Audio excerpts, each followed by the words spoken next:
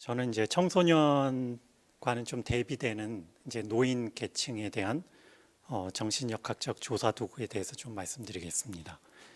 크게 보면 우울증과 인지기능에 좀 포커스를 오늘 맞췄고요. 중요하게는 이제 왜 이 두 문제가 노년기에 대두되는지 좀 잠깐 말씀드리고, 이어서 이제 몇 가지 대표적인 노년기에 사용할 수 있는 우울증 그리고 인지기능 척도에 대해서 말씀드리겠습니다. 그리고 이어서 이런 이제 도구들이 국가조사 자료 국내외에서 사용되고 있는 그런 좀 현황들에 대해서 말씀드리면서 몇 가지 좀 시사점을 같이 좀 생각해 보는 시간을 갖고자 합니다. 잘 아시다시피 이 우리나라 이제 자살률이 굉장히 세계에서 높다라는 내용은 이미 잘 아실 텐데요.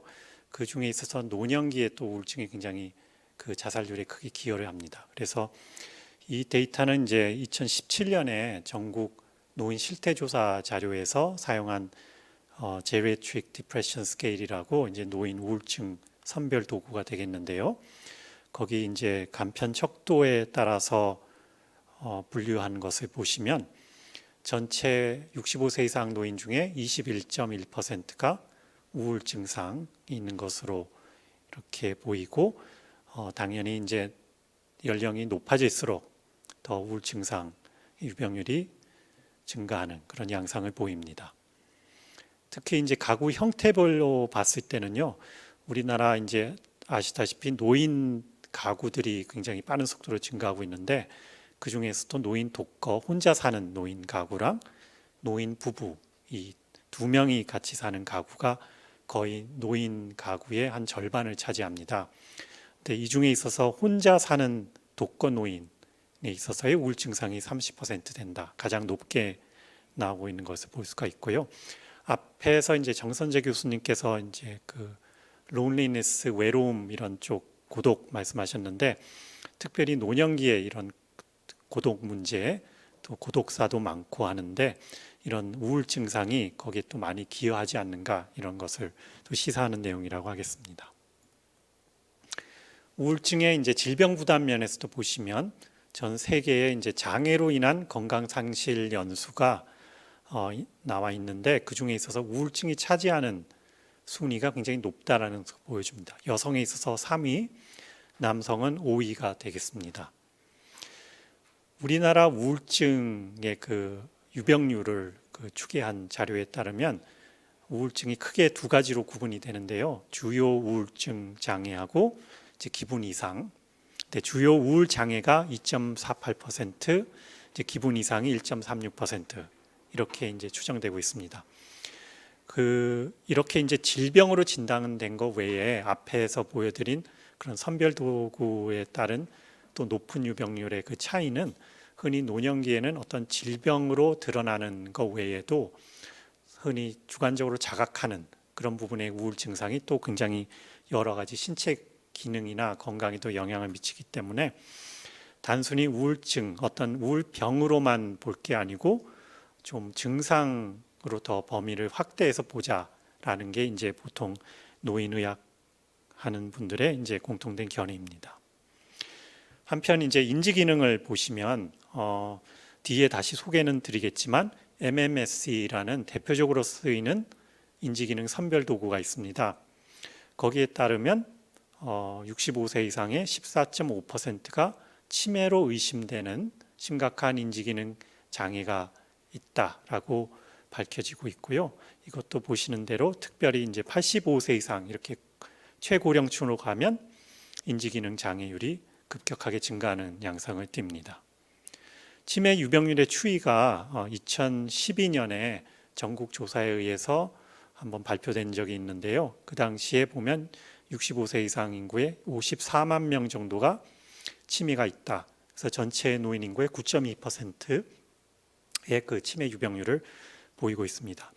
잘 아시다시피 치매의 가장 중요한 위험 인자가 연령이기 때문에 연령이 이제 증가할수록 치매가 또 증가할 수밖에 없겠는데요. 현재까지 아직 치매에 대한 치료제가 개발되지 않은 이상 우리나라와 같이 급격하게 고령화를 맞는 나라에서는 치매 유병률이 급격히 또 상승될 것으로 예상이 돼서 2050년이 되면 전체 노인의 15.1%인 약 270만 명의 치매 환자가 생길 것으로 보입니다. 이 치매 사망률이 또 굉장히 급격하게 사망률에 있어서 증가하는 양상을 띠는데요. 최근 한 10여 년에 걸쳐서 보시면 인구 10만 명당 사망률이 치매가 2009년에 11.8명에서 2배 정도로 2019년에 20.2명으로 뛰었습니다. 그 중에 있어서도 특히 알츠하이머 병이라고 하는 치매의 한 종류인 특히 고령에 따른 그 알츠하이머가 급격하게 증가하는 양상을 보이고 있습니다. 우리나라 통계청의 사망 원인 통계 결과를 보시면 2009년에는 전체 사망 순위의 13위가 알츠하이머 병이었는데 2019년이 됐을 때는 6단계가 뛴 7위에 올랐습니다. 이제 외국도 보면 거의 4위, 5위까지 오른 나라들이 많을 정도로 이제 알츠하이머 병이 굉장히 중요한 사망 원인이 되고 있다라는 것을 말씀드릴 수 있겠습니다. 그렇다면 먼저 이제 우울증 척도 대표적으로 이제 세 가지만 소개해 드리겠는데요. 가장 많이 보편적으로 쓰이는 게 첫 번째 GDS라고 불리는 Geriatric Depression Scale입니다. 그리고 두 번째 CESD라고 하는 흔히 이제 성인에서까지 많이 쓰이는 도구가 되겠고요. 또 PHQ-9이라고 하는 우리나라에서 또 개발된 또 우울증 성인을 위한 도구가 되겠습니다. 먼저 GDS를 보여드리면 전체 항목이 30개로 구성됩니다. 그리고 응답 유형이 예, 아니오로 되어 있기 때문에 특히 좀 응답하기가 굉장히 편하고 또 이 지문을 보시면 현재의 상태에 해당되는 이렇게 해서 이제 현재를 기점으로 하고 있기 때문에 특히 노년기의 어떤 리콜 바이어스나 또 기억에 따른 여러 가지 문제로 인한 것을 좀 줄일 수 있다. 그런 차원에서 중요하다고 볼 수 있겠고요. 그래서 30문항으로 되어 있는데 이게 절단 점수가 한 11점 이상이 됐을 때 좀 우울증으로 보자. 그리고 이제 21점 이상이면 심한 우울증. 그래서 이제 가장 많이 쓰이는 도구가 이 SAVG라고 하는 사람이 개발된 GDS고요. 우리나라에서는 이제 방금영 선생님이 공식적으로 허가를 받아서 번역한 게 되겠습니다. 이제 GDS가 사실 30문항이다 보니까 조금 많은 경향이 있어서 이것을 좀 축약형으로 만든 게 GDS SF 숏폼이 되겠습니다. 그래서 이 GDS 30개 중에 이제 15개를 추린 게 되겠고요. 여기서는 간단히 6점 이상이면 일단 우울증으로 보고 10점 이상이면 좀 심각한 우울증 이렇게 이제 보는데 사실은 이 절단 점수가 이제 그 GDS를 사용하는 사람마다 조금씩 다릅니다. 여기서는 이제 6점이라고 하는 이제 어떻게 보면 전 세계적으로 가장 표준적으로 쓰는 절단점이 되는데요. 이제 실제 지역사회에서 이걸 사용하게 되면 너무 높게 나옵니다. 거의 뭐 40~50%가 다 우울 증상이 되기 때문에 물론 그렇게도 볼 수 있겠지만 조금 더 보수적으로 한 8점 정도로 사용하는 것을 이제 권장하기도 합니다. 그 다음에 이제 성인에서 또 많이 쓰이는 보편적인 도구가 이제 CESD 해서 이거는 이제 역학 연구에서 지역사회 역학 연구를 위해서 만들어진 척도가 되겠는데요. 이게 이제 우리나라 말로 이제 번안되고 이제 타당도 신뢰도가 검증되면서 또 20개 문항 비교적 또 많지 않아서 그런지 흔히 쓰이고 있습니다. 국가조사에서도 많이 채택해서 쓰고 있고요. 근데 이제 여기서는 기준이 지난 1주 동안 해서 한 주를 이렇게 돌이켜 보도록 돼 있고 거기에 따른 응답 유형이 거의 드물게 때로 상당히 대부분 해서 일주일 동안 며칠이 그랬느냐라는 것을 놓고 이제 좀 더 구분을 하고 있습니다. 그래서 이런 게 이제 장점이 되는 반면에 또 이제 노인에 있어서는 이런 부분에 있어서 또 약간 응답하기가 좀 애매한 부분도 없지 않아 있는데요. 또 앞에 GDS랑 약간 좀 구별되는 거는 이 부분은 CESD는 주로 이제 감정적인 내용이 굉장히 많이 들어가 있습니다.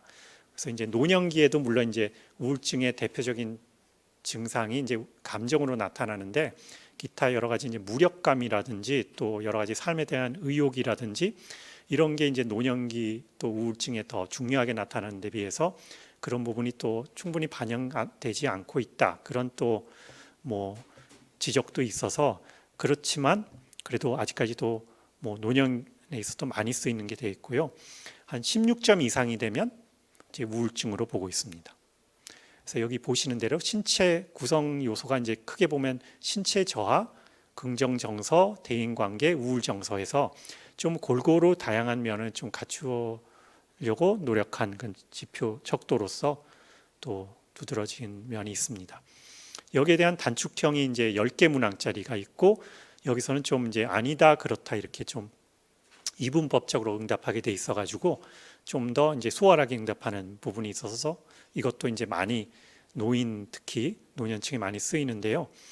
이 문제는 이제 이 CSD-10이 사실 이거 굉장히 버전이 많다는 겁니다. 여기서는 이제 코호트라는 거를 들었는데 이외에도 두세 개가 더 있습니다. 그래서 간혹 이것을 이제 번안하는 과정 중에서 헷갈려 가지고 그걸 섞어서 갖고 오는 바람에 국가조사상에 좀 믹스드된 우리나라만의 또 새로운 형태의 또 CSD-10이 탄생한 적도 있는데요.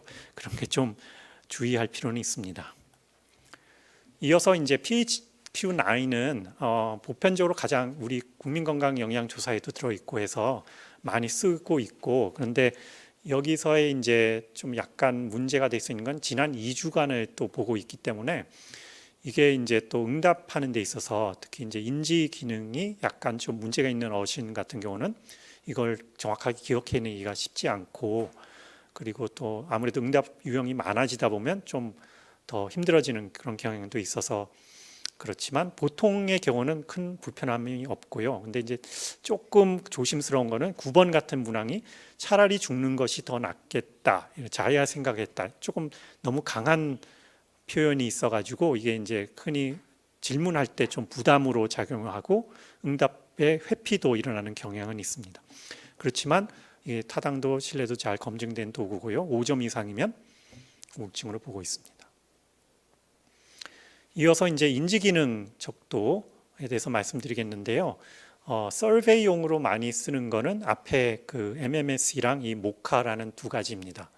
그래서 크게 보면 일반적 인지 기능을 다 포괄하는 내용이 되겠고 사실은 조금 더 이것을 더 들어가서 구체적으로 보려고 한다면 이 신경 심리 검사를 해야 됩니다. 근데 아시다시피 신경 심리 검사 같은 경우는 앞에서의 이런 MMS 같은 선별 도구에서 문제가 발견될 경우에 많이 사용하는 게 되기 때문에 거기다가 또 이걸 풀로 하려고 하면 거의 2시간 내지 2시간 반이 걸립니다. 그래서 여러 가지 부담 면에 있어서 다 하지는 못하고 그렇지만 최근 들어서 뒤에 보여드리겠지만 좀 선별해서 이 중에 좀 간단한 신경심리 검사 항목을 서베이용으로 갖고 들어와서 사용하는 경향이 요즘 늘어나고 있습니다. 그리고 이제 본인이 응답하기가 어려운 경우, 특히 이제 아무리 본인이 응답을 한다고 하더라도 이미 인지 기능이 많이 좀 감퇴된 경우에 있어서는 얼마나 그걸 신뢰할 수 있는지 의문이 생기기 때문에 이 대리 응답자, 특히 이제 보호자가 또 특히 이제 뭐 가족 중에 가장 주 돌봄을 제공하는 자가 이런 도구를 또 사용해서 대리 응답하는 경우도 있습니다. 이제 인지 기능 영역은 굉장히 사실은 복잡한데 이게 흔히 이제 모든 질병이 요즘 그렇듯이 좀 연속선상에 있어서 이해가 되는 경향이 있고요. 그래서 어떤 이제 트렌드를 보고 그리고 어떤 범위, 즉 감소하는 폭 이런 것을 놓고 좀 장애다 아니다 그런 것을 좀 구별하는 경향이 있고요.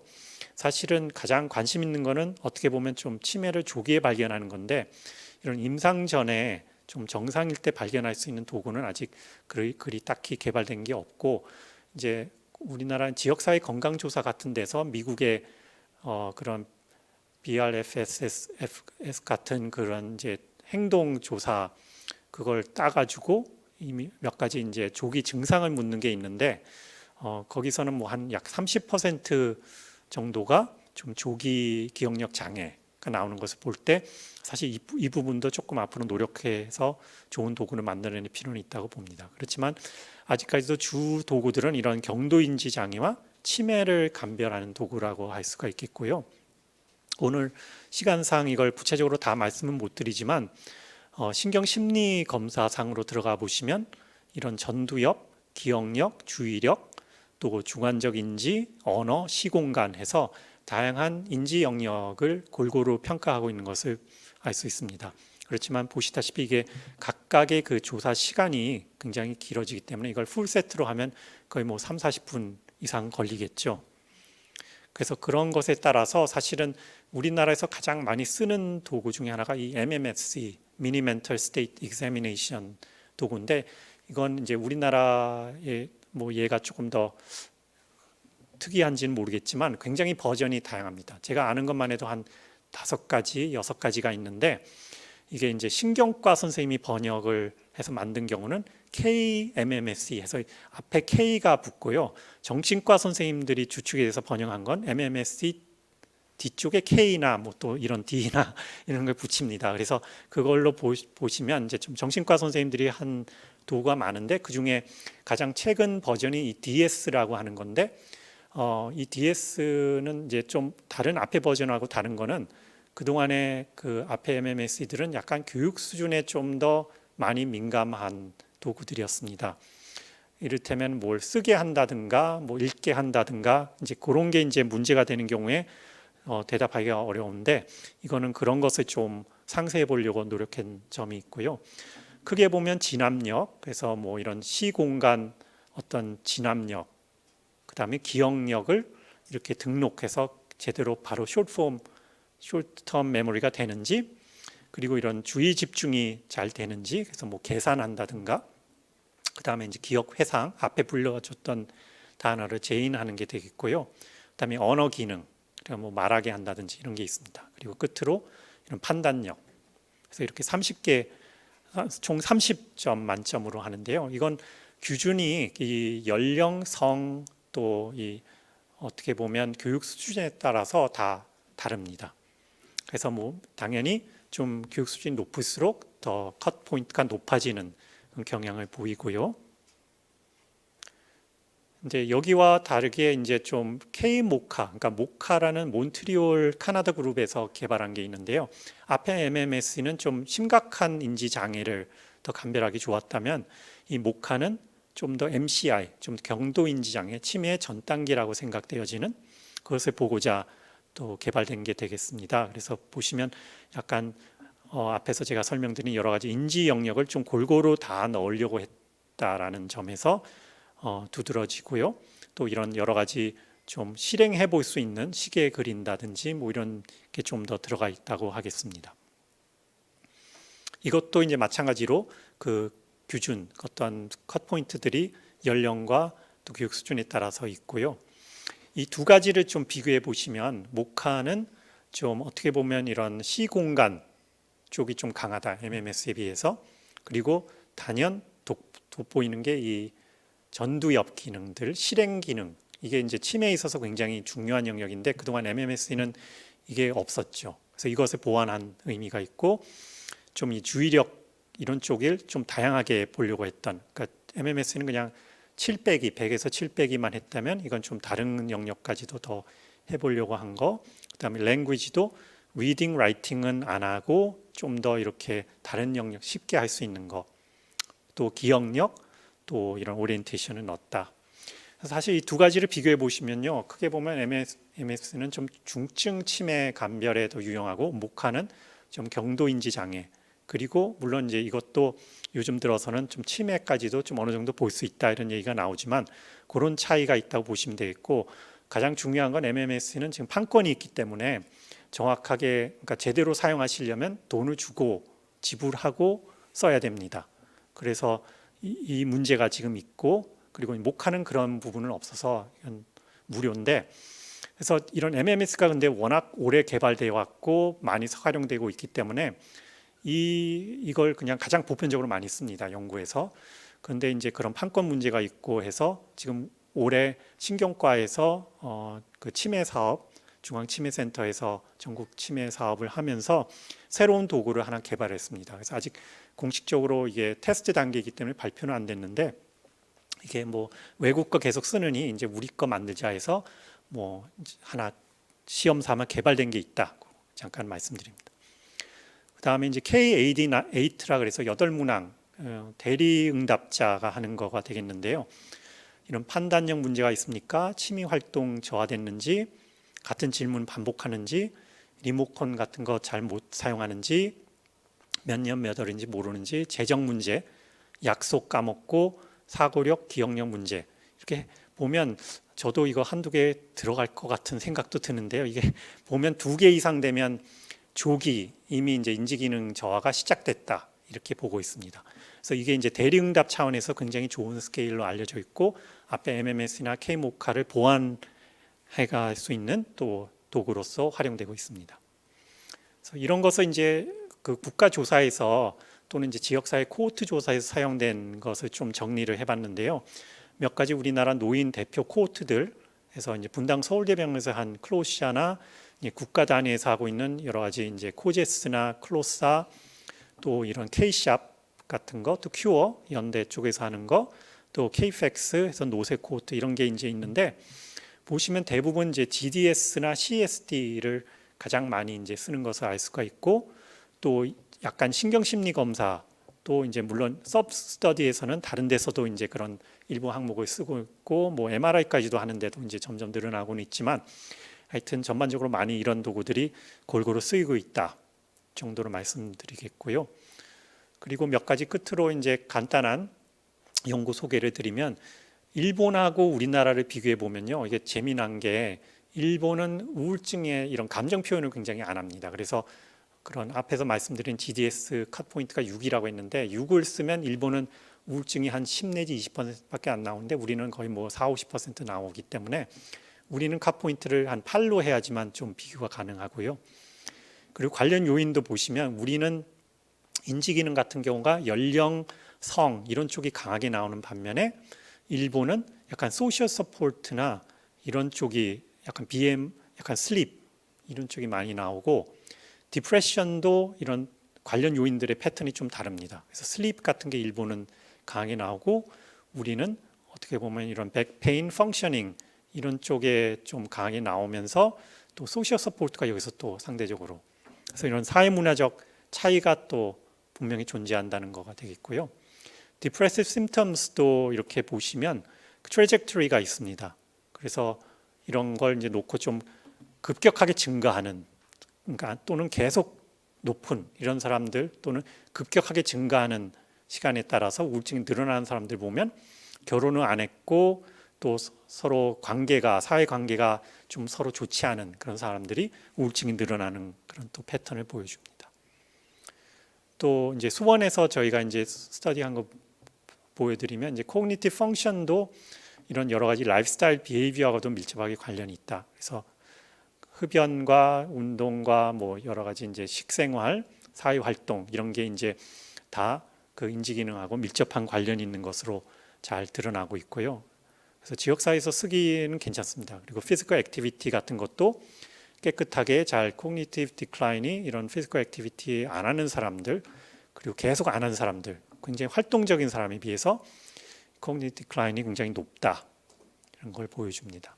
그래서 요약을 하자면 우울증은 이렇게 이제 GDS, CSD가 많이 쓰이고요. 이 버전은 아까도 말씀드렸지만 좀 잘 주의해서 정확한 것을 골라서 쓰셔야 될 것 같고 인지기능은 지금 MMS를 가장 많이 쓰고 있지만 모카가 갈수록 좀 더 선호가 되고 있고 또 새로운 도구가 개발되고 있다.